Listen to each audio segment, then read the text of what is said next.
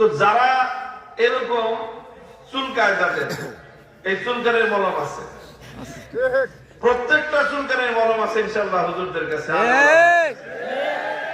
যারটা মলম দিয়ে সারে তার আমরা মলম দেই, যারটা মলম দিয়ে সারে না ওরা অপারেশন করতে হয় অপারেশন করে দিই। অপারেশন করতে গেলে অনেকে আবার লাফালাফি করে, করবে কিনা? অপারেশন মানেই তো ছুরি দিয়ে কাইটা শরীর থেকে অপারেশন করে বিষাক্ত পুষ বের করতে হবে, লাফালাফি করবে জানি আমরা। লাফালাফি করলে আবার এটাকে থামানোর দুইটা সিস্টেম আছে, এক অ্যানেস্থেসিয়া দিয়া ওরে বেহুশ করে তারপরে অপারেশন করা, আর যদি ছোটখাটো অপারেশন হয় ঠাইসা ধরে তারপরে ওরে আমরা অপারেশন করি। বুঝতে পারছেন কথা?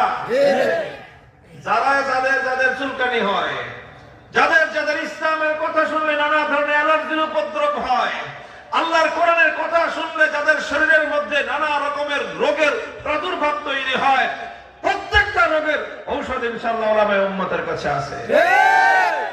খালি কইবেন, আমাদের খবর দিবেন হুজুর এখানে একটা অপারেশনের রোগী আছে, দেখবেন কেমনে ধইরা অপারেশন করে ভালো ভালো হবে ইনশাআল্লাহ।